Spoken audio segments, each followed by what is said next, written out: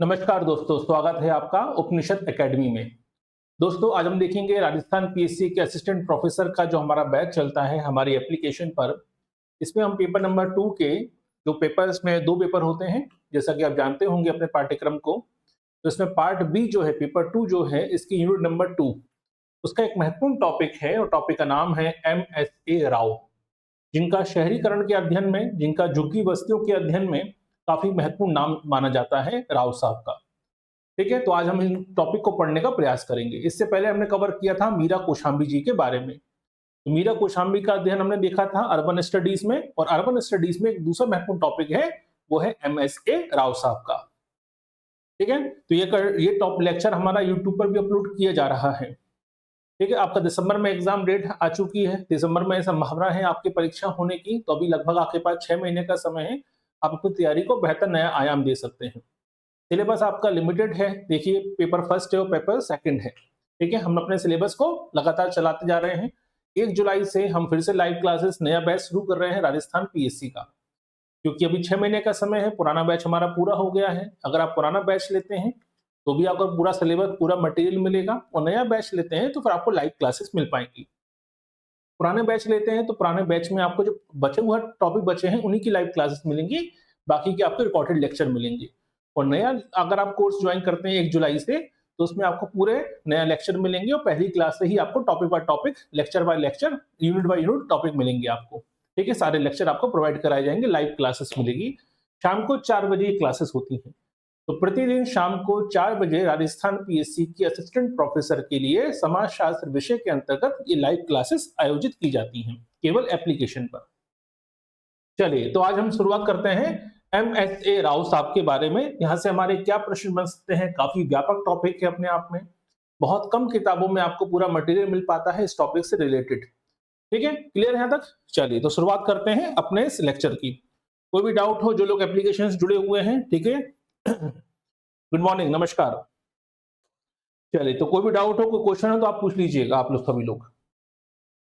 ठीक है, शुरुआत करते हैं सबसे पहले परिचय से।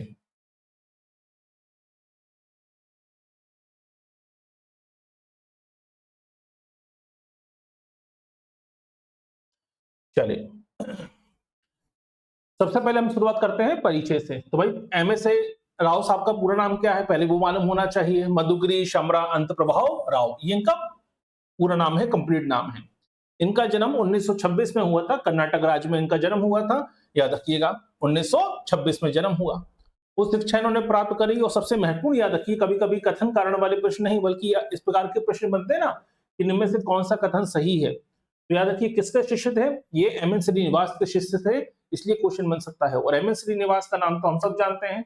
संस्कृतिकरण की अवधारणा हो, पश्चिमीकरण की अवधारणा हो, लौकिकीकरण की अवधारणा हो, ठीक है, वोट बैंक की अवधारणा हो, प्रभु जाति की अवधारणा हो, उनका नाम काफी गर्व से लिया जाता है भारत के समाजशास्त्री में। उन्हीं के शिष्य थे कौन? राव साहब, याद रखिएगा।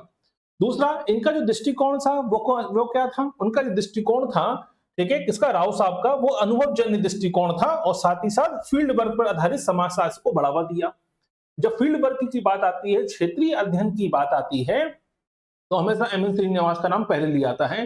अग्रणीय समाजशास्त्रियों में जाना जाता है फील्ड स्टडी करने वाले। तो जो व्यक्ति, ठीक है, जो समाजशास्त्री एमएन श्रीनिवासन के शिष्य होंगे, स्वाभाविक सी बात है वो भी फील्ड स्टडी को ही महत्व देंगे। फील्ड स्टडी के साथ साथ अनुभवजन्य अध्ययन, जो अपने हासिल किया, अपने स्टडी के दौरान जो अनुभव किया, फील किया, उस पर ज्यादा फोकस किया है। सुनी सुनाई बातों पे नहीं, तथ्यों के साथ साथ जो अनुभव हो रहा है उस पर भी अपने अध्ययन में, दृष्टिकोण में शामिल किया है। किसने? राव साहब ने।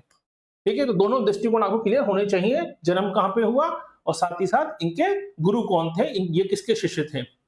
चलिए, इसके अलावा इन्हें पुरस्कार कौन सा मिला? 1979 में इन्हें जीएस घुरिये पुरस्कार से सम्मानित किया गया। और जीएस घुरिये कौन है? भारत में समाजशास्त्र का जनक माना जाता है जीएस घुरिये साहब को। उनके नाम पर जो पुरस्कार चलता है, वो पुरस्कार 1979 में इन्हें प्राप्त हुआ। 1982 में एशियाटिक सोसाइटी का एमसी राय पुरस्कार जो है, मेमोरियल अवार्ड, ये भी इन्हें प्राप्त हुआ। तो कभी कभी क्वेश्चन बन सकता है एमएस राव के जीवन से संबंधित, या इनमें से कौन सा कथन सही है। तो जन्म कहां पे हुआ, इनका दृष्टिकोण क्या था, ये किसके शिष्य थे, इन्हें कौन सा पुरस्कार कब मिला था। 4 ऑप्शन भी दे दिए गए, और पूछा गया इनमें से कौन सा कथन सही है या कौन सा कथन गलत है एमएसए राव के संदर्भ में। तो यहाँ से प्रश्न ऐसे गलत हो जाते हैं, क्योंकि हम अवधारणाएं तो खूब पढ़ लेते हैं लेकिन कभी कभी परिचय से भी प्रश्न गलत हो जाते हैं। ठीक है। चलिए अब आगे बढ़ते हैं। फिर इनकी किताबों से प्रश्न बनते हैं, और किताबों से तो हमेशा समाज शास्त्रियों से प्रश्न हमेशा से ही बनते आ रहे हैं। लेकिन राजस्थान पीएससी का सिलेबस थोड़ा सा अपडेट है बाकी अदर स्टेट पीएससी और यूजीसी की कंपैरिजन में। यूजीसी नेट में आज भी परंपरागत समाजशास्त्र ही शामिल है, देखिएगा।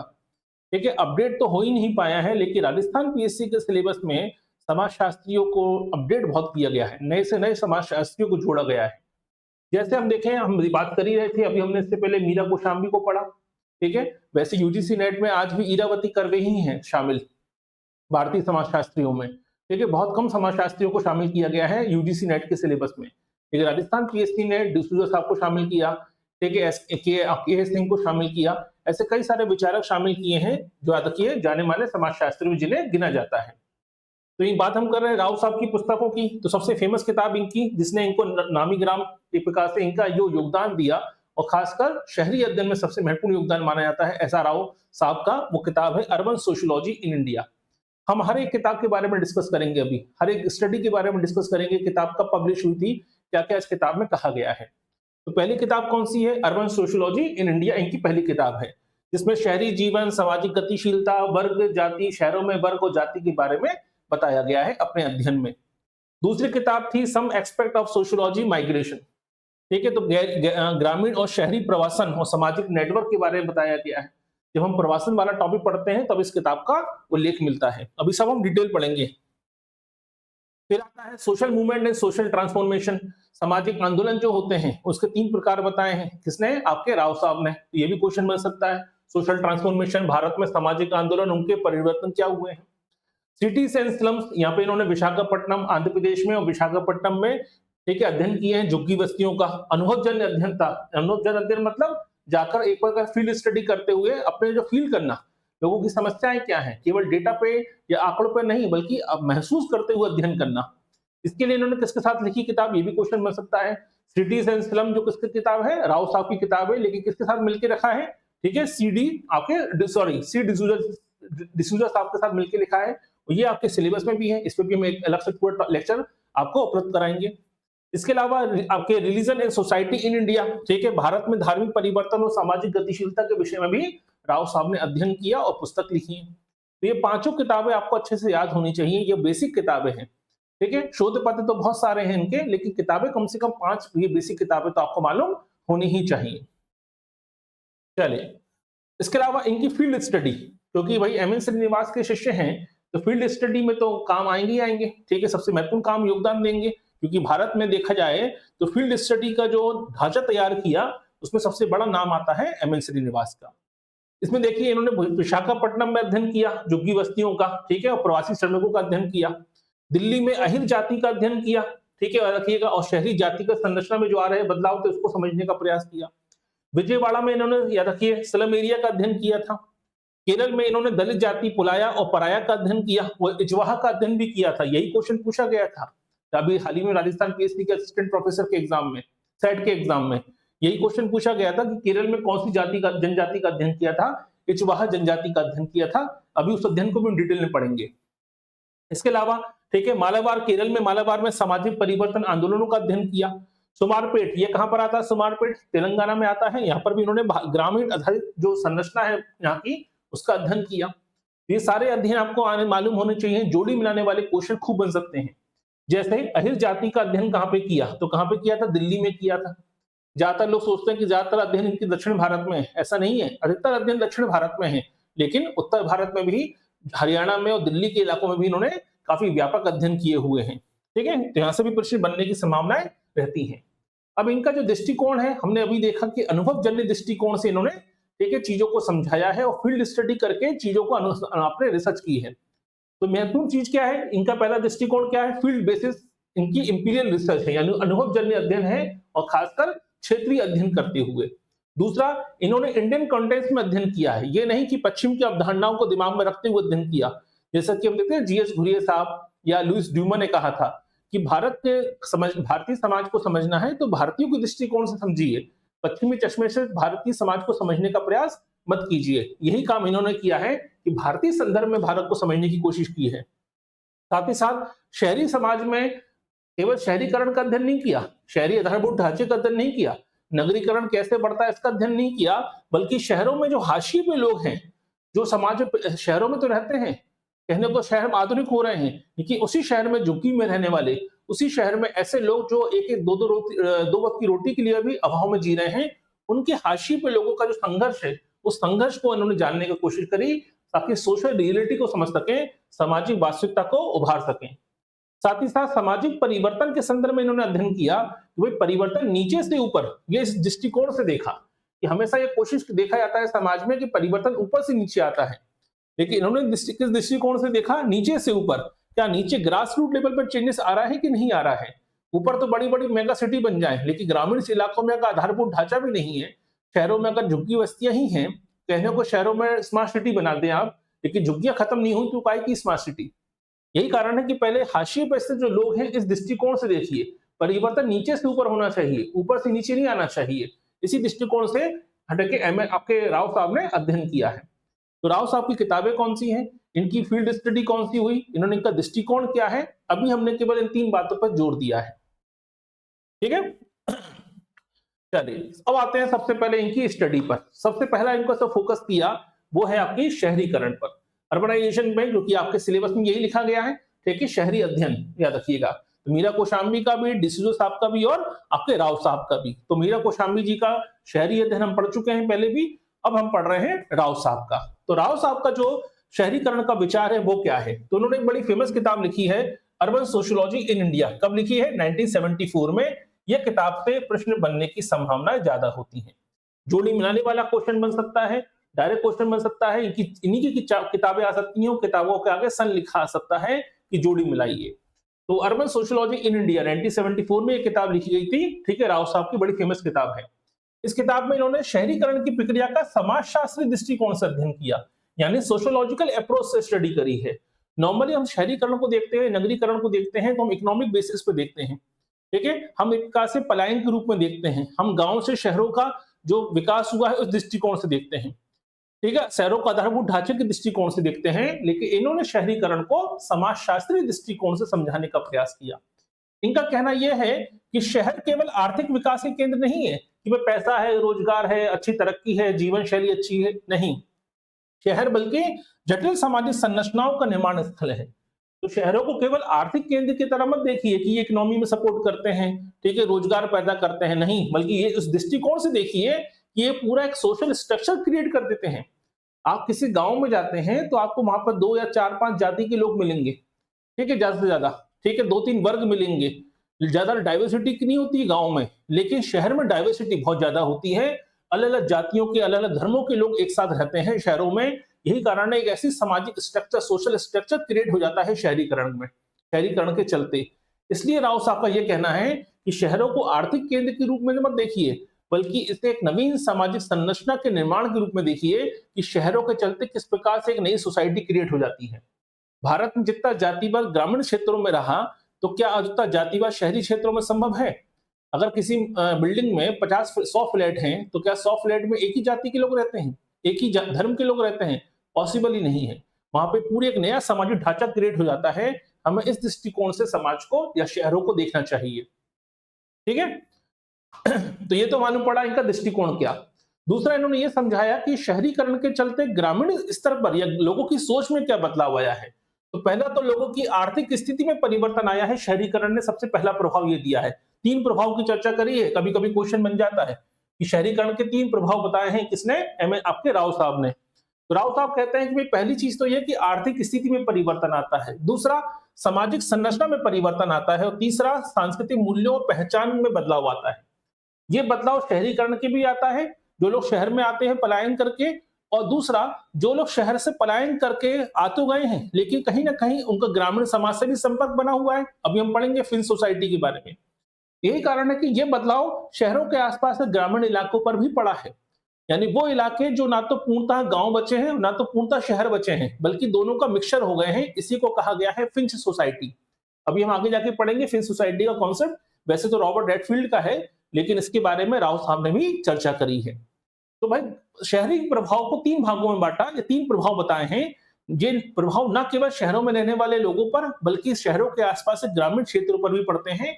उनकी सामाजिक आर्थिक स्थिति में परिवर्तन आता है, सामाजिक संरचना में परिवर्तन आता है, उनकी सांस्कृतिक मूल्यों और पहचान में भी बदलाव आता है शहरीकरण के चलते। ये तीनों प्रभाव आपको याद होने चाहिए। यहाँ से क्वेश्चन पूछा जा सकता है कि 3 प्रभाव कौन से हैं? ठीक है? क्लियर है? तो राव साहब ने जो 3 प्रभाव बताए हैं, ये मालूम होना चाहिए। इसके अलावा इन्होंने ये कहा कि शहरों को हम हमेशा देखते हैं कि मेगा सिटी, मेट्रो सिटी, आबाद 10 लाख की आबादी, 50 लाख की आबादी, नहीं। शहरों को जनसंख्या वृद्धि की प्रक्रिया नहीं है, बल्कि ये देखिए कि शहरों का ढांचा कैसा है, शहरों में संबंध कैसे हैं, ठीक है? शहरों में मूल्यों में क्या परिवर्तन आ रहा है, लोगों की वैल्यूज किस प्रकार से चेंज हो रही है।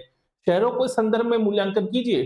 शहरों को आप बढ़ती आबादी और mega city, metro city, ultra mega city, ठीक है, मेगा, इस तरीके से दृष्टिकोण से मत देखिए।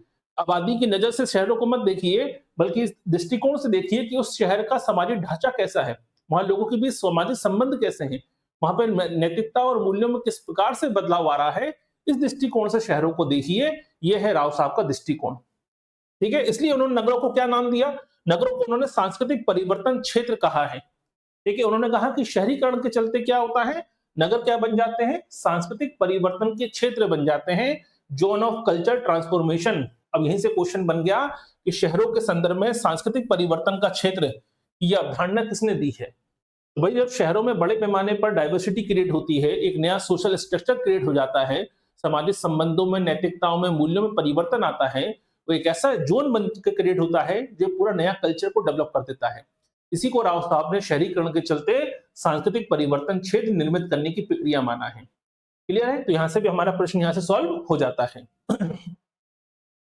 चलिए, इसके अलावा उन्होंने कहा कि जो शहर बनते हैं या नगर बनते हैं, ठीक है, याद रखिएगा, तो ये सामाजिक गतिशीलता को क्या कर देते हैं, अवसर बढ़ाते हैं। सीधी सी बात है भाई, कोई व्यक्ति शहरों में आएगा, अब शहरों में उस तरीके जीवन नहीं होता, शहरों में मोबिलिटी बहुत ज्यादा होती है, याद रखिए, आगे बढ़ने के अवसर ज्यादा मिलते हैं आपको। तो ऐसी स्थिति में भाई खासकर विशेष वर्ग से दलित वर्ग और पिछड़े वर्गों को क्या मिला है, फायदा मिला है। क्योंकि ग्रामीण क्षेत्रों में तो क्या था, ग्रामीण क्षेत्रों में उन्हें कई सारे सामाजिक प्रतिबंध लागू थे, जातिगत भेदभाव उनके साथ हो रहा था, जातिगत प्रतिबंध लागू थे कि वो क्या काम कर सकते हैं, क्या नहीं कर सकते हैं।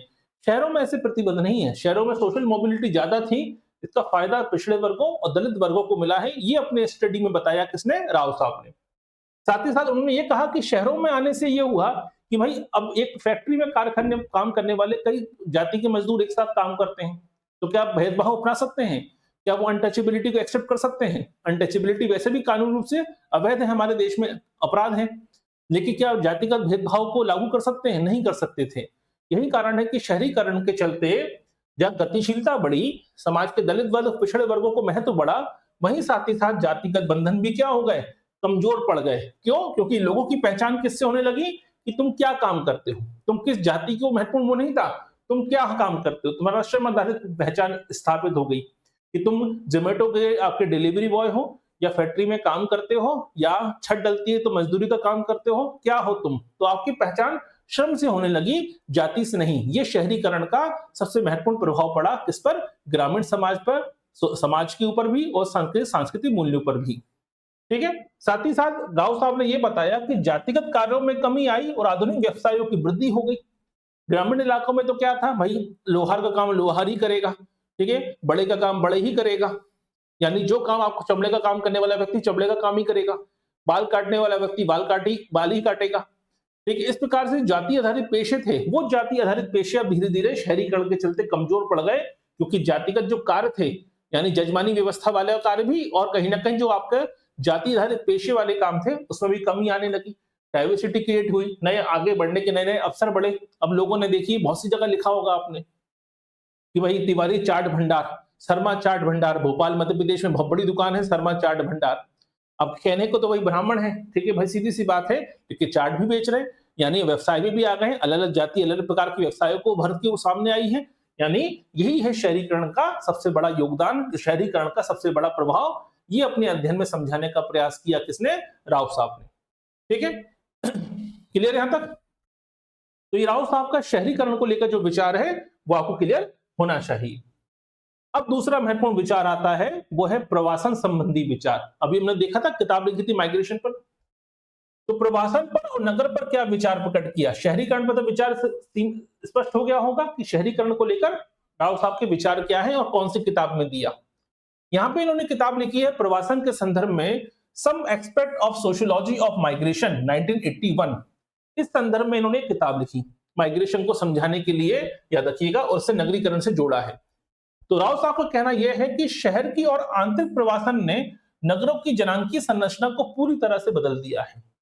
यानी आंतरिक प्रवासन बाहर से नहीं आ रहे हैं, आंतरिक प्रवासन यानी गांव से ही शहरों में, याद रखिएगा, जो भारत के आंतरिक इलाकों से ही छोटे छोटे शहरों से बड़े शहरों में, गांव से छोटे शहरों में या बड़े शहरों में जो आंतरिक प्रवास हुआ है, ठीक है, जिसके चलते पूरा का पूरा नगरों की जनांकीय ढांचा, जो डेमोग्राफिक स्ट्रक्चर होता है, वो चेंज हो गया है। पहले चीज तो ये। दूसरा, प्रवासन एक सामाजिक प्रक्रिया है, ना कि भौगोलिक। ये महत्वपूर्ण स्टेटमेंट है अपने आप में। राव साहब का यहां से क्वेश्चन, स्टेटमेंट वाला क्वेश्चन बन सकता है।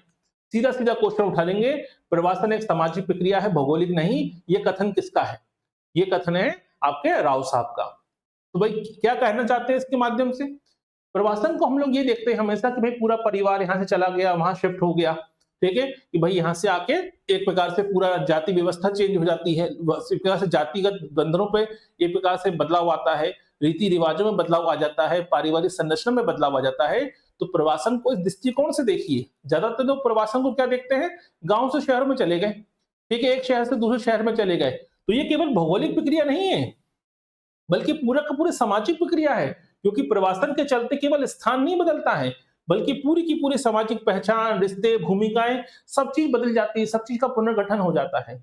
इसलिए राव साहब ने कहा कि पुनर्वास को केवल आप भौगोलिक प्रक्रिया की तरह मत देखिए, सॉरी माफ कीजिएगा, प्रवासन को केवल भौगोलिक प्रक्रिया की तरह मत देखिए, ये पूरे के पूरे सोशल स्ट्रक्चर को ही बदल देती है। इस दृष्टिकोण से देखने का प्रयास कीजिए, ठीक है। तो प्रवासन का अध्ययन इन्होंने इसी दृष्टिकोण से किया, लेकिन साथ में साथ ये नहीं कि प्रवासन को मजबूरी की तरह पेश किया है, नहीं। प्रवासन के संदर्भ में, ठीक है, राव साहब कहते हैं कि प्रवासन गतिशीलता का वाहक है। क्यों? क्योंकि इससे मौका मिला है शहरी क्षेत्रों में जो निम्न जातियां आई, ठीक है, उन्हें कहीं ना कहीं उनके लिए आर्थिक और सामाजिक संभावनाएं प्राप्त हुई।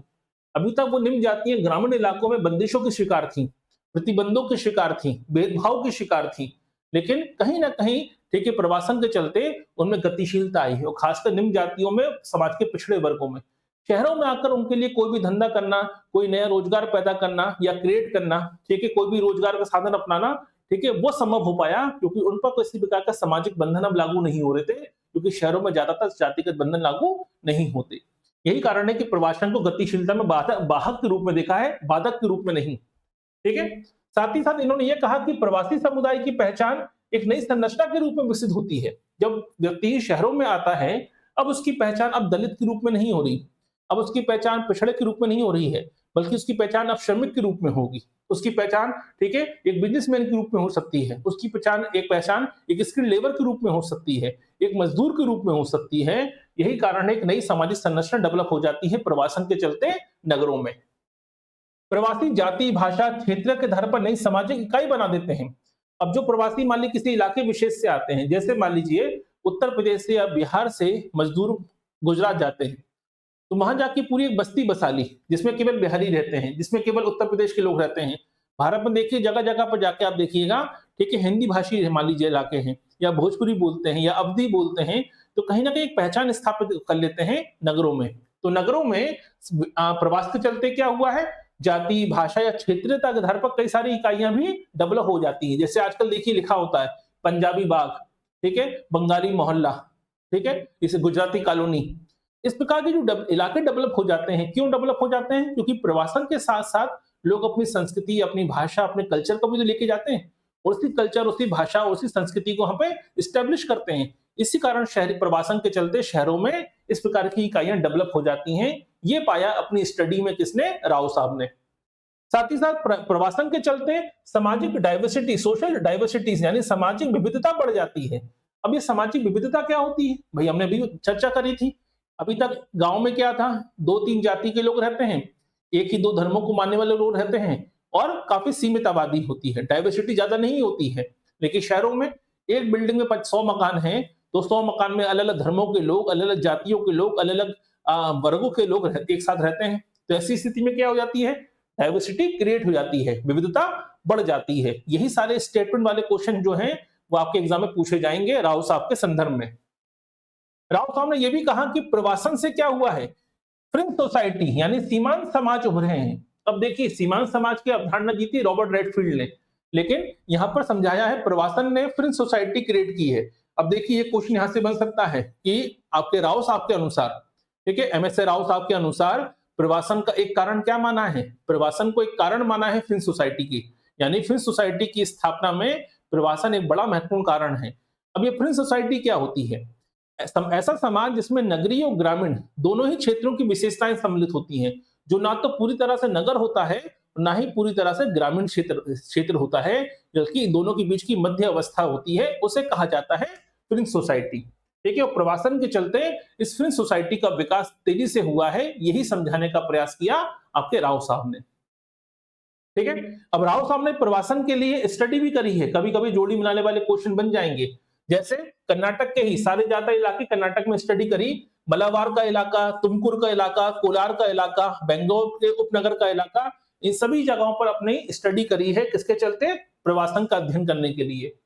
ठीक है, सुमारपेट में, तेलंगाना में जगह है सुमारपेट, यहाँ पर स्टडी करते उन्होंने ये पाया कि 60% युवक जो है शहर में प्रवासी हैं, यानी बाहर से आए हुए हैं, प्रवासी श्रमिक हैं। मलाबार में स्टडी करते उन्होंने ये पाया कि प्रवासी परिवारों ने यहीं पे स्टैब्लिश हो गए हैं, 80% ने अपने मकान यहीं बना लिए हैं। ठीक है, प्रवासियों की वापसी की इच्छा पर जब स्टडी करी इन्होंने राव साहब ने, तो मालूम पड़ा केवल 18% प्रवासी ऐसे हैं जो वापस लौटने के इच्छुक हैं। अब कहीं ना कहीं जो प्रवासी आए हैं 82%, वो कहीं ना कहीं स्थायी रूप से रहना चाहते हैं।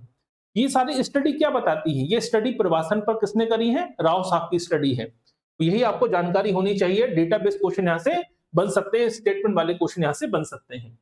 तो शहरीकरण को लेकर क्या विचार है राव साहब का, ये क्लियर हो गया। ठीक है, प्रवासन को लेकर राव साहब का क्या विचार है, ये भी क्लियर हो गया। और प्रवासन का क्या असर पड़ा है और प्रवासन के कारण क्या क्या बदलाव आए हैं शहरों में, ये हमने जब समझने का प्रयास किया। और कौन कौन सी फील्ड स्टडी करी है राव साहब ने, ये भी हमने जाना। ठीक है, क्लियर है यहाँ तक। चलिए, तीसरा महत्वपूर्ण काम क्या हुआ, अब आता है तीसरा महत्वपूर्ण योगदान जो है राव साहब का, वो है सामाजिक आंदोलन के संदर्भ में। अब राव साहब ये कहते हैं कि सामाजिक आंदोलन पॉजिटिव है कि नेगेटिव है। ठीक है, तो राव साहब सामाजिक आंदोलन को, सोशल मूवमेंट को पॉजिटिव वे में देखते हैं। उनका कहना यह है कि सामाजिक आंदोलन समाज की जड़ता को तोड़ते हैं और एक नई चेतना का निर्माण करते हैं। अब देखिए यहीं से क्वेश्चन स्टेटमेंट वाला प्रश्न यहां से सॉल्व हो जाएगा। यानी राव साहब का स्टेटमेंट वाला प्रश्न क्या बना कि जो आपके सामाजिक आंदोलन होते हैं ये नेगेटिव नहीं होते हैं, बल्कि ये पॉजिटिव हैं। ये समाज की जड़ता को तोड़ते हैं, जो समाज में रूढ़िवादिता, कुरीतियां होती हैं उसे तोड़ते हैं और नई चेतना का निर्माण करते हैं। यानी सामाजिक आंदोलन को पॉजिटिव वे में लिया है राव साहब ने। इसके अलावा उन्होंने आंदोलन को क्या माना कि आंदोलन सुधार, समानता और नव सामाजिक संरचना की ओर ले जाते हैं।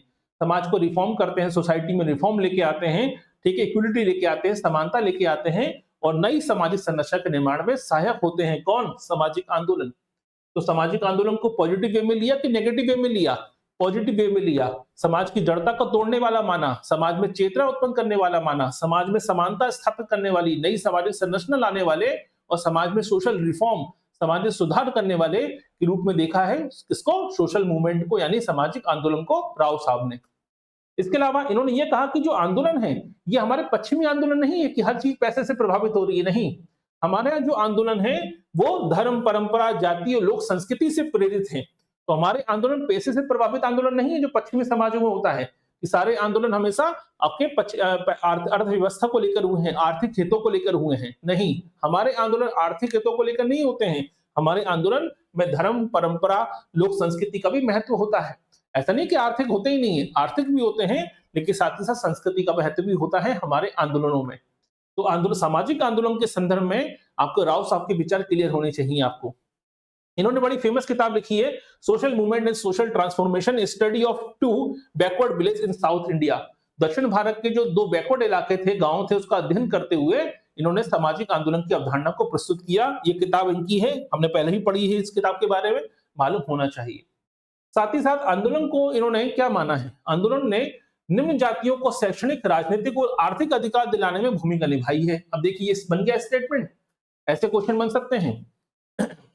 कि भाई राव साहब का स्टेटमेंट है कि जो आंदोलन हुए हैं, सोशल मूवमेंट हुए हैं, इनका सबसे बड़ा फायदा किसको मिला? समाज की निम्न जातियों को, क्योंकि इन्हीं आंदोलनों के चलते इन्हें शैक्षणिक, राजनीतिक और आर्थिक अधिकार प्राप्त हुए हैं, जिन अधिकारों से इन्हें लंबे समय तक, सदियों से वंचित रखा गया था। आंदोलन ने यह अधिकार इनको प्रदान किए हैं। इसके अलावा जाति का शोषण का विरोध और नई सामाजिक पहचान का निर्माण हुआ है आंदोलन के चलते। एक अकेला व्यक्ति आंदोलन नहीं कर सकता, उसके साथ जो कुरीति हो रही है, उसके साथ जो हीन भावना का शिकार बनाया गया, उसे पिछड़ापन का शिकार बनाया गया, उसे हमेशा समाज में एक प्रकार से हाशिए पे रखा गया। वो अकेला व्यक्ति कुछ नहीं कर सकता था, लेकिन उसने अपने जैसे लोगों को जोड़कर आज उसी जाति का शोषण का विरोध किया। डॉक्टर अम्बेडकर ना होते तो क्या दलित समाज में इतनी चेतना आ पाती? नहीं आ पाती। तो दलित चेतना को जगाया किसने? डॉक्टर अम्बेडकर ने, और मजबूर किया, ठीक है, उन्हें उठने के लिए, संगठित होने के लिए आह्वान किया। आज उसी के दम पर बड़े बड़े आंदोलन खड़े हुए और इसी आंदोलन के चलते जाति का शोषण का विरोध संभव हो पाया है। ठीक है, इसी प्रकार एक नई सामाजिक पहचान मिली है। यही समझाने का प्रयास किया किसने? आपके राव साहब ने, कि आंदोलन हमेशा नेगेटिव नहीं होते हैं, आंदोलन पॉजिटिव होते हैं। याद रखिए। साथ ही साथ एक बड़ी फेमस किताब लिखी, सोशल मूवमेंट इन इंडिया, जिसकी चर्चा भी हम कर चुके हैं। और इसी मूवमेंट में बड़ा यहां से क्वेश्चन बनता है कि सामाजिक आंदोलन का 3 प्रकार जो बांटे हैं किसने? राव साहब ने। वो क्या है और कौन सी किताब में उसे मेंशन किया है? तो राव साहब ने सोशल मूवमेंट इन इंडिया नाम की किताब लिखी और इसमें आंदोलन के 3 प्रकार बांटे हैं। कितने प्रकार में बांटा है? 3 प्रकारों में बांटा है। अब वो 3 प्रकार कौन से हैं? नंबर 1, पहला रूपांतरकारी, दूसरा सुधारात्मक आंदोलन और तीसरा क्रांतिकारी आंदोलन। तो हमारा एक बड़ा बेसिक सा क्वेश्चन पूछा जाएगा कि राव साहब ने सामाजिक आंदोलन को कितने भागों में बांटा है? 3 भागों में बांटा है। वो 3 भाग कौन से हैं वो भी आपको क्लियर होने चाहिए। रूपांतरकारी क्या होते हैं? जैसे धार्मिक सांस्कृतिक पहचान के लिए आंदोलन होते हैं, इसमें सामाजिक एकता की नई इकाई रूपरेखा बनाने की बात होती है। कुरीतियों के विरुद्ध आंदोलन जो होते हैं। सुधारात्मक आंदोलन जो होते हैं, समाज में शांतिपूर्ण संवैधानिक मार्ग को अपनाते हुए समाज में रिफॉर्म लाने की बात होती है। और क्रांतिकारी आंदोलन जो होते हैं, वो पूरे के पूरे सामाजिक ढांचे को बदलने की बात होती है, जो रेडिकल होते हैं, कभी कभी हिंसात्मक भी हो जाते हैं। क्लियर है? तो 3 प्रकार के आंदोलनों का उल्लेख किया है राव साहब ने। चलिए, ये तो हो गया सामाजिक आंदोलन के विषय में राव साहब का कहना क्या है। तो शहरीकरण के विषय में क्या होता है वो समझ में आ गया। जो इसके अलावा सामाजिक आंदोलन के विषय में राव साहब के विचार क्या है वो भी क्लियर हो गया। तीसरा, प्रवासन के संदर्भ में उनके विचार क्या है ये भी क्लियर हो गया। क्लियर है? चलिए, चौथी महत्वपूर्ण बात आती है, वो है झुग्गी बस्ती यानी स्लम एरिया के बारे में। स्लम एरिया के बारे में या स्लम के संदर्भ में राव साहब के विचार क्या है। तो इस पर बड़ी फेमस किताब है सिटीज एंड स्लम, क्योंकि कभी कभी पूरी किताब का नाम नहीं आता, ठीक है, शॉर्ट में नाम लिख दिया आता है। तो सिटीज एंड स्लम कब आई थी? 1974 में आई थी। ये किताब किसके साथ मिलकर लिखी है? राव साहब ने आपके डिसूजा साहब के साथ मिलकर लिखी है। डिसूजा साहब आपके सिलेबस में है, उसको अलग से हम टॉपिक पढ़ेंगे। तो डिसूजा साहब के साथ मिलकर इस किताब को लिखा है। और इस किताब को लिखने के दौरान इन्होंने अध्ययन कहां पे किया? अध्ययन इन्होंने किया है कौन से शहर का? विजयवाड़ा का। विजयवाड़ा कहां पर है? आंध्र प्रदेश में आता है, याद रखिएगा। यहाँ पर एक झुग्गी बस्ती का स्लम आधारित अध्ययन किया और यहाँ पे ये पाया कि जो शहरी गरीबी है, प्रवासन है, आवास संकट है, शहरी नीतियों का विश्लेषण है, ये सारा फोकस किया झुग्गियों पर कि झुग्गियां किस प्रकार से गरीबी का केंद्र बनकर उभरी हैं। झुग्गियों में ऐसा क्या है कि भाई जो प्रवासी मजदूर आते हैं, ज्यादातर प्रवासी मजदूर झुग्गियों में ही क्यों रहते हैं? ठीक है, ऐसा क्या है कि आवास का संकट खत्म नहीं हो रहा है, क्यों झुग्गियां बढ़ती जा रही हैं? इस दृष्टिकोण से इन्होंने स्लम एरिया का अध्ययन किया। क्लियर है यहां तक? और शहरी समाजशास्त्र में एक पथ प्रदर्शक ग्रंथ के रूप में नगरीय समाजशास्त्र, अर्बन सोशियोलॉजी में, ठीक है, राव साहब का जो अध्ययन है झुग्गी बस्तियों पर जो किया गया अध्ययन है, वो एक पथ प्रदर्शक के रूप में देखा जाता है। आज भी जो नए लोग स्टडी करते हैं झुग्गी बस्तियों के लिए, झुग्गी बस्तियों का, आज भी उनके लिए राव साहब की जो स्टडी है एक मार्गदर्शक की भूमिका निभाती है। ठीक है, अब इन्होंने क्या कहा? इन्होंने कहा कि झुग्गी बस्तियां शहरी हाशिए पर स्थित जरूर है। तो ऐसा नहीं है कि झुग्गी बस्तियां हमेशा बैकवर्ड हैं, झुग्गी बस्तियां क्राइम को बढ़ावा देती हैं, झुग्गी बस्तियां अभाव को बढ़ावा देती हैं, अलगाव को बढ़ावा देती हैं, झुग्गी बस्तियां अपराध का स्थल होती हैं। इस दृष्टिकोण से नहीं देखा राव साहब ने। राव साहब ने कहा कि भाई शहरी बस्तियां, झुग्गी बस्तियां हाशिए पर जरूर हैं, पिछड़ी जरूर हैं, लेकिन यहाँ पर एक नवीन सामाजिक जीवन, सामुदायिक एकता और अनौपचारिक संगठन का केंद्र भी होता है। जितनी सोशल यूनिटी जो होती है, कम्युनिटी जो यूनिटी होती है, वो आपको झुग्गी बस्ती में देखने को मिलेगी। एक व्यक्ति के घर में भी कुछ होगा तो पूरी झुग्गी के लोग उसकी सहायता के लिए खड़े होंगे। इस दृष्टिकोण से भी देखिए, झुग्गी केवल अभाव का या हाशिए पर स्थित लोगों का समूह नहीं है, वहां पर उनका एक नया पूरा सोशल स्ट्रक्चर होता है। पूरी सामाजिक संरचना है शहर के अंदर, एक नई सामाजिक संरचना क्रिएट हो जाती है झुग्गी बस्ती के चलते। ठीक है, उनकी यूनिटी देखिए, एक प्रकार से एक अनौपचारिक संगठन की भूमिका निभाती है अपने आप में कौन, झुग्गी बस्तियां। ये केवल आवास का संकट नहीं है, बल्कि ये संकट क्या है, इसे हम सामाजिक प्रतिरोध अनुकूलन की प्रयोगशाला के रूप में भी देखना चाहिए। इसे केवल ये नहीं देखना चाहिए कि मकान कम है इसलिए झुग्गियां बन रही हैं। इसे इस दृष्टिकोण से भी देखना चाहिए कि भारत की बहुत बड़ी आबादी जो शहरों में रहती है, यानी शहरों में रहने वाली वो आबादी जो अनुकूलन करना कैसे सीख लेती है, जो सामाजिक प्रतिरोध का होते हुए भी अनुकूलन कैसे सीख लेती है, यानी जिससे समाज के वर्ग को समाज में ज्यादा इज्जत नहीं दी जा रही है, उन्हें अपराधियों की तरह ट्रीट किया जा रहा है, लेकिन फिर भी बाहर से आकर लोग प्रवास करके एक शहर में आकर किस प्रकार से अनुकूलन कर लेते हैं। जिस व्यक्ति ने कभी अपने गांव में रहा है, बिहार, उत्तर प्रदेश में, मध्य प्रदेश में, राजस्थान में, ठीक है, वो बॉम्बे में जाके छोटी सी चाल में, छोटी सी झुग्गी में कैसे सर्वाइव कर लेता है, ये स्टडी करना भी बहुत जरूरी है। और यही स्टडी करी है किसने, राव साहब ने। इसलिए उन्होंने कहा कि भाई झुग्गियां केवल अपराध की जगह नहीं है, केवल हाशिए पर स्थित लोगों का घर नहीं है, बल्कि वो अनुकूलन का स्थल भी है, प्रयोगशाला भी है कि लोग कैसे सर्वाइव कर लेते हैं। और साथ ही साथ ये जानना भी जरूरी है कि वहां पे सामुदायिक एकता की भावना इतनी ज्यादा क्यों होती है, जबकि वो बहुत से ज्यादा लोग उसमें नए होते हैं। ठीक है, कोई किसी की ज्यादा काम नहीं आ सकता क्योंकि किसी के बता पैसा नहीं है, लेकिन फिर भी इस कम्युनिटी की भावना क्यों होती है, ये बात की स्टडी करी है राव साहब ने। ठीक है, तो झुग्गियों पर इनका जो स्टडी है, अध्ययन है, बड़ा महत्वपूर्ण अध्ययन है। सिटीज एंड स्लम किताब के नाम आपको मालूम होना चाहिए। इसके अलावा इनका जो दूसरा महत्वपूर्ण विचार है, चौथा महत्वपूर्ण विचार है, वो है ग्रामीण शहरी निरंतरता के बारे में। अब शहरीकरण में हमने क्या देखा था और प्रवासन में हमने क्या देखा था, बड़े पैमाने पर ग्रामीण क्षेत्रों से आंतरिक प्रवासन हुआ है शहरों की तरफ। तो उन्होंने कहा गांव और शहर अब दो अलग अलग इकाई नहीं बची हैं, बल्कि अब एक निरंतर सामाजिक संरचना के रूप में डेवलप हो चुके हैं। अब आप भारत में ये नहीं कह सकते कि गांव एकदम देहाती हैं, लोग उसको एक नई दुनिया के रूप में देख रहे हैं शहरों को, अब ऐसा नहीं है। गांव के लिए भी शहर और शहर के लिए भी गांव इतने अनजान नहीं बचे हैं, अलग अलग संरचना नहीं बची है, बल्कि अब वो क्या बन चुकी हैं, एक निरंतर सामाजिक इकाई का हिस्सा बन चुके हैं। अब देखिए यहां से क्या स्टेटमेंट है, गांव और शहर अब दो पृथक जगत नहीं है।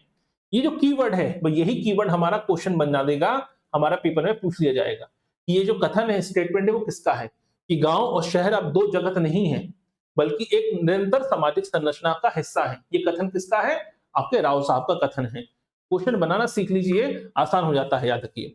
अब इन्होंने क्या बताया, इन्होंने ये बताया कि शहरीकरण केवल शहरों तक सीमित नहीं रहा है, वो तो हम समझ चुके हैं। अब केवल धीरे धीरे क्या होता जा रहा है, जो शहर भाषा थी, जीके शहरों की जीवन शैली थी, वो ग्रामीण इलाकों में पहुंची है, जिसका गांव की शिक्षा, पहनावा, रोजगार, राजनीति सबको प्रभावित कर रहा है शहर। तो शहरीकरण के हमने 3 प्रभाव पढ़े थे, वो 3 प्रभावों के चलते आज ग्रामीण क्षेत्रों में भी राजनीतिक चेतना आई है, वहां पर भी फैशन को लेकर, जीवन शैली को लेकर, खान पान को लेकर बदलाव आए हैं। तो यही बदलाव के चलते पहला उन्होंने क्या बताया कि ग्रामीण लोग अब कृषि पर निर्भर नहीं बचे हैं, वहां पर भी सर्विस सेक्टर आ गया है, वहां पर भी लोगों ने अपने स्वरोजगार शुरू किए हैं, वहां पर भी छोटे मोटे उद्योग शुरू हो रहे हैं, अब केवल एग्रीकल्चर पे बेस्ड लोग नहीं बचे हैं। दूसरा, प्रवासी मजदूर शहरों से जो पैसा भेजते हैं, उसके भेजने के चलते ग्रामीण इलाकों में पक्के मकान बनने लगे हैं। दिमाग में निकाल दीजिए कि ग्रामीण इलाकों में केवल झुग्गियां बनी हैं या भूसे के मकान हैं, अब ऐसा नहीं है। जो प्रवासी मजदूर अपना शहरों से पैसा कमाकर घर में पैसा भेजते हैं, उसके चलते पक्के मकान बने हैं, उनके लिए भी उपभोक्ता वाली वस्तुएं खरीदी हैं, उनके पास भी टीवी, फ्रिज आ चुकी है, उनके पास भी, उनके बच्चे भी कहीं ना कहीं अच्छे स्कूलों में जाने में सक्षम हुए हैं। इस दृष्टिकोण से देखिए शहरों का प्रभाव। तो ग्रामीण और नगरीय निरंतरता को इस प्रकार से समझाने का प्रयास किया किसने, आपके राव साहब ने। साथ ही साथ उन्होंने ये कहा कि अब गांव के लोगों को एग्रीकल्चर पर डिपेंडेंसी खत्म हो चुकी है। अब एग्रीकल्चर को लेकर जो डिपेंडेंसी कम हुई है, तो यही कारण है कि जो ग्रामीण समाज में जमींदारी वर्ग था, समाज के ठाकुर साहब थे, चौधरी साहब थे, उन पर भी निर्भरता खत्म हो गई है या बहुत कम हो गई है। इस कारण से जो पारंपरिक संबंध थे वो भी क्या हुए हैं, अब टूट गए हैं। अब राव साहब की ज्यादा अकड़ सहन नहीं करते हैं, सॉरी, ठाकुर साहब की अकड़ सहन नहीं करेंगे, क्योंकि ठाकुर साहब से ज्यादा उनको कोई फर्क नहीं पड़ता, उनका बच्चा शहर में काम करता है, जॉब करता है, वहां से पैसा आ जाता है। उन्होंने भी निवेश करना सीख लिया है, उन्होंने भी बस स्वरोजगार सीख लिया है। अब वो फसल बर्बादी होने पर या बेटी की शादी होने पर, ठीक है, राव साहब के यहाँ या सॉरी ठाकुर साहब के यहाँ जाके पैसा मांगने या उसके, ठीक है, ऊंची कीमतों पर 10%, 20% पे पैसा उधार उठाने वाले व्यक्ति के रूप में उनकी पहचान अब नहीं बची है। अब वो अपने इतने सक्षम हुए हैं कि अब वो छोटा मोटा रोजगार शुरू करके अपना पेट पाल लेते हैं। यही कारण है कि पारंपरिक जो ढांचा था वो क्या हुआ है, वो धीरे धीरे अब कमजोर होता जा रहा है। ठीक है, क्लियर है यहाँ तक। तो ये किसने स्टडी करी, ठाकुर साहब की महत्वपूर्ण, राव साहब की महत्वपूर्ण स्टडी है, किसके संदर्भ में, ग्रामीण और नगरीय निरंतरता के संदर्भ में। फिर आता है अहिर जाति का अध्ययन। अहिर जाति का अध्ययन इन्होंने कहाँ किया? दिल्ली में किया। यहीं से क्वेश्चन बनता है कि समाजशास्त्री अध्ययन किया था, दिल्ली से 8 से 9 किलोमीटर दूर इलाका है, वहां पर अहिर जाति का अध्ययन किया। क्या हुआ? कारण यह था कि भाई बड़े पैमाने पर, ठीक है, आजादी की बात भी हम देखें और 1970-80 की बात भी हम देखें, बड़े पैमाने पर एनसीआर डेवलप हुआ। एनसीआर तो 1992 में कॉन्सेप्ट उभर कर सामने आया था, लेकिन धीरे धीरे शहर का विकास हुआ। शहर का विकास के चलते औद्योगिक इकाइयां लगने लगी। औद्योगिक इकाइयों के लगने के चलते, ठीक है, दिल्ली के आसपास के इलाकों में जो अहिर जाति के गांव थे, वहां पर बिल्डरों जमीनें खरीदी, उद्योगपतियों ने जमीनें खरीदी, तो इनके पास अच्छा खासा पैसा आया। अच्छा खासा जब पैसा आया तो इनकी लाइफ स्टाइल भी बदली। इन्होंने उस पैसे का इस्तेमाल काय में किया? ट्रांसपोर्टेशन में किया, ठीक है, दुकान दुकान बिजनेस में किया। धीरे धीरे इनकी सामाजिक स्थिति क्या होने लगी? बदलने लगी। उसी बदलती हुई सामाजिक स्थिति का अध्ययन किया है राव साहब ने, दिल्ली में अहिर जाति का अध्ययन किया। ठीक है, तो caste and class and transformation of rural community, the study of village in Delhi, ये बड़ी महत्वपूर्ण किताब लिखी, अध्ययन शोध पत्र है इनका। जो दिल्ली में अहिर जाति पर अध्ययन किया था, उस पर इन्होंने शोध पत्र जारी किया। इन्होंने ये कहा कि 1960 के दशक की बात करी है कि दिल्ली के निकटवर्ती अहिर बहुल इलाका जो है, वर्तमान दिल्ली के दक्षिण पश्चिम में आता है, यहाँ पर स्टडी करी। और यहाँ पर स्टडी करते हुए उन्होंने ये पाया, भाई बड़े पैमाने पर दिल्ली का जैसे जैसे विस्तार हुआ है, वैसे वैसे जो अहिर गांव है वो शहरीकरण के संपर्क में आए हैं। यानी अहिर जाति बहुल जो इलाका था, जहां पे अहिर जाति बड़ी संख्या में रहती थी, वो शहरी संपर्क में आई। उनकी जमीनें ऊंचे दामों पर बिकी। ऊंची दामों पर बिकने के चलते क्या हुआ? उन्होंने भूमि अधिग्रहण के चलते रिहायशी कॉलोनियां डेवलप हुई। धीरे धीरे पारंपरिक कृषि व्यवस्था से हटकर अहिर जातियों ने एग्रीकल्चर से हटकर बिजनेस में अपनाना, ठीक है, दूसरे कारोबार में आना शुरू किया। इन्होंने अपनी भूमियां बेची और नकद पूंजी अर्जित करके उसका निवेश काय में किया? प्रॉपर्टी में किया। किराए पर बिल्डिंग चला दी, बिजनेस चला लिया, ठीक है, ट्रांसपोर्टेशन इंडस्ट्री में आ गए। ठीक है, धीरे धीरे क्या हुआ? अहिर जाति की राजनीतिक, सामाजिक और आर्थिक स्थिति क्या होने लगी? बहुत तेजी से बदली। पावर भी आया, धीरे धीरे पैसा भी आने लगा। तो अहिर जाति का दिल्ली के विस्तार के चलते, दिल्ली में शहरीकरण की बढ़ती गतिविधि के चलते 1960 के दशक में अहिर जाति में जो बदलाव आया है, उनकी सामाजिक स्थिति में, आर्थिक स्थिति में, राजनीतिक स्थिति में, उसका स्टडी करी है किसने? आपके राव साहब ने। फिर आता है फ्रिंज सोसाइटी का कॉन्सेप्ट। वैसे इस कॉन्सेप्ट को दिया था रॉबर्ट रेडफील्ड ने, लेकिन फ्रिंज सोसाइटी का जो अध्ययन किया भारत में राव साहब ने 1959 में किया। Fringe society and the fall of urban countryism, यानी बड़े पैमाने पर जो क्या होता है, जो लोक नगरी संतता की अवधारणा रॉबर्ट रेडफील्ड की है, उसी अवधारणा को भारत में समझने का प्रयास किया, ठीक है, राव साहब ने। क्योंकि होता क्या है, कुछ ऐसे इलाके होते हैं गांव और शहरों के बीच के, जो ना तो पूर्णतः गांव है ना तो पूर्णतः शहर है, बल्कि दोनों की विशेषताओं को लिए हुए हैं। यानी वहां पे लोग अभी भी शहरी जीवन शैली को भी अपनाने लगे हैं, लेकिन अभी भी ग्रामीण क्षेत्रों से पूरी तरह से मुक्त नहीं हुए हैं। यानी अभी भी एग्रीकल्चर भी कर रहे हैं और साथ ही साथ कोई ना कोई व्यवसाय भी शुरू कर दिया है। शहरों से आवन जावन भी रहता है उनका, ठीक है, उनके बच्चे एक आध कोई शहरों में नौकरी भी करते हैं, खेती बाड़ी भी चल रही है। धीरे धीरे वो इलाका डेवलप हो रहा है कि भाई दुकान भी चला रहे हैं, ठीक है, ट्रांसपोर्टेशन से भी जुड़े हुए हैं, एग्रीकल्चर भी चल रही है। ना तो पूर्णतः एग्रीकल्चर सेक्टर में आते हैं, ना तो पूर्णतः अर्बन सेक्टर में आते हैं, वो बीच की अवस्था में जीवन यापन करते हैं। उसी को कहा गया है फ्रिंज सोसाइटी। ठीक है, तो फ्रिंज सोसाइटी ऐसी सामाजिक संरचना है जो ना तो पूरी तरह से ग्रामीण है और ना ही पूरी तरह से नगरीय होती है। इसी को अवधारणा को समझाने का प्रयास किया किसने?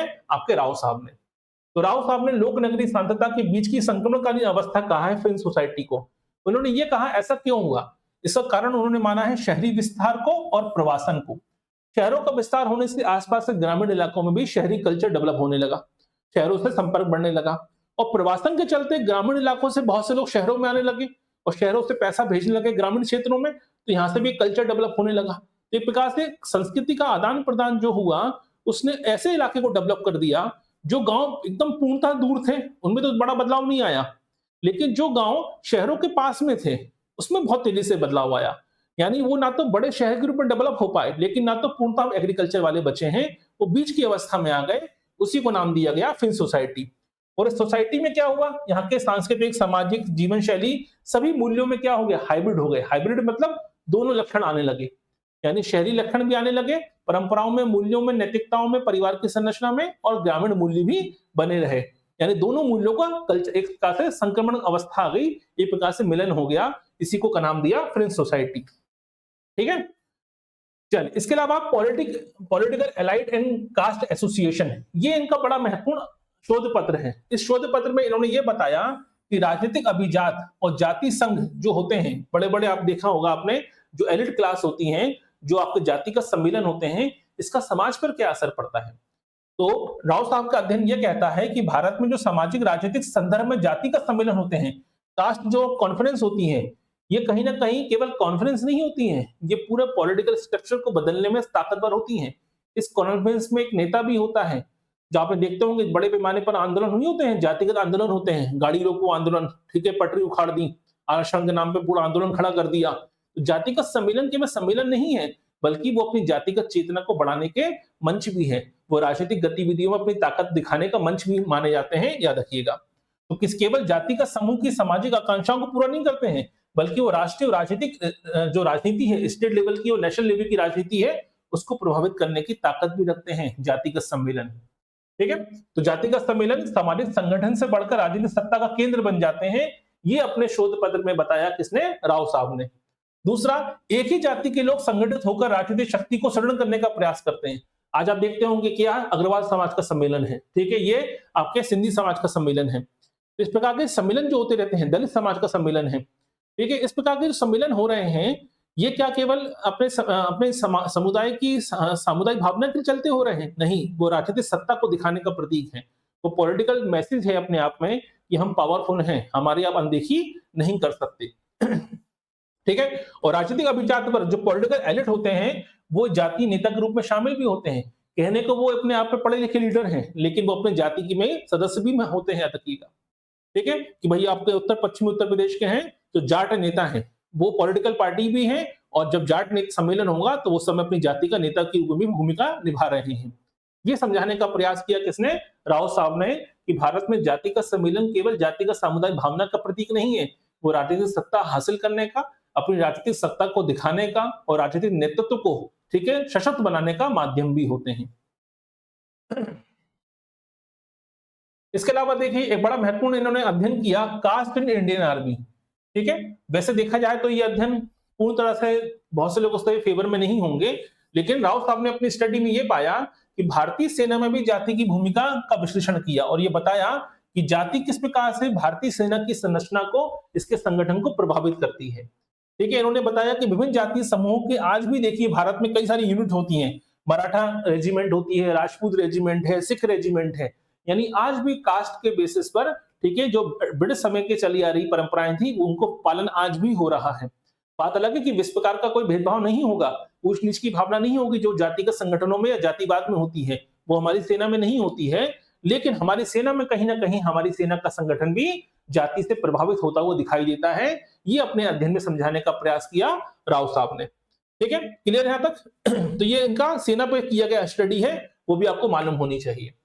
इसके अलावा पिछड़ी जातियों पर जो अध्ययन किया, वो बड़ा महत्वपूर्ण अध्ययन है। पिछड़ी जाति का जो आंदोलन होते हैं, इस आंदोलन को 4 भागों में बांटा है। यहीं से क्वेश्चन पूछा जाता है कि राव साहब ने, MSA राव साहब ने पिछड़ी जाति आंदोलन को कितने भागों में बांटा? 4 भागों में बांटा। पहला, उच्च गैर ब्राह्मण आंदोलन या उच्च गैर ब्राह्मण जातियों का आंदोलन, जिसमें रेड्डी है, कोम्मा है, वोकलिंगा है, लिंगायत है।